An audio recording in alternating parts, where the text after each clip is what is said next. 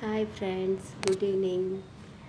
ಬನ್ನಿ ಇವತ್ತು ಕೊಂಕಣಿ ಸ್ಪೆಷಲ್ ಪಾತೋಳಿನ ಹೇಗೆ ಮಾಡೋದು ಅಂತ ಹೇಳ್ಕೊಡ್ತೀನಿ.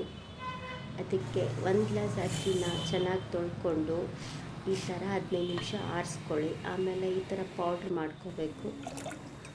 1 ಗ್ಲಾಸ್ ಅಕ್ಕಿಗೆ 1.5-2 ಗ್ಲಾಸ್ ನೀರನ್ನು ಹಾಕಿ ಅದಕ್ಕೆ ಒಂದು ಸ್ವಲ್ಪ ಉಪ್ಪನ್ನು ಹಾಕಿ ನಾವು ಮಾಡ್ಕೊಂಡಿರೋ ಹಿಟ್ಟನ್ನು ಇತ್ತಿರಿ ಹಾಕಿ ಆಳಿಸ್ಕೋಬೇಕು. ಒಂದು ಪಕ್ಕಕ್ಕಿಟ್ಟು ಆಮೇಲೆ ಬೆಲ್ಲನ ಕರೆಸ್ಕೊಳ್ಳಿ.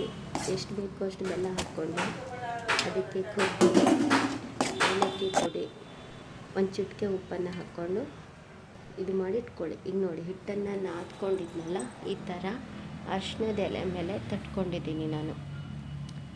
ಮೊದಲು ಹಿಟ್ಟನ್ನು ಚೆನ್ನಾಗಿ ನಾದ್ಕೊಳ್ಳಿ.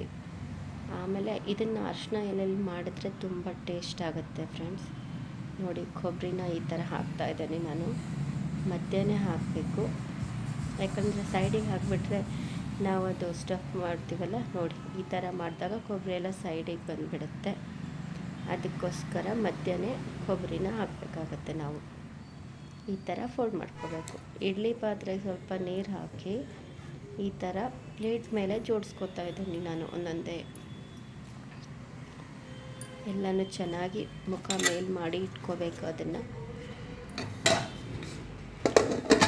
ನೋಡಿ ಫ್ರೆಂಡ್ಸ್, ಇದನ್ನು ಗ್ಯಾಸ್ ಮೇಲೆ ಇಟ್ಟು ಒಂದು 10 ನಿಮಿಷ ಬೇಯಿಸ್ಕೊಳ್ಳಿ. ನೋಡಿ, ಇವಾಗ 10 ನಿಮಿಷ ಆಗಿದೆ. ಘಮ ಘಮ ಅಂತ ಅರಿಶಿಣದ ಎಲೆ ವಾಸನೆ ಬರ್ತಾಯಿದೆ. ತುಂಬ ಚೆನ್ನಾಗಿರುತ್ತೆ ಫ್ರೆಂಡ್ಸ್. ಇದು ಸ್ವೀಟು ತಿನ್ನಲಿಕ್ಕೆ ತುಂಬ ಚೆನ್ನಾಗಿರುತ್ತೆ. ಹಾಗೆ ನಾಗಪ್ಪಂಗೆ ಇಷ್ಟವಾದ ಪ್ರಿಯವಾದ ತಿಂಡಿ ಅಂತ ಹೇಳ್ತಾರೆ.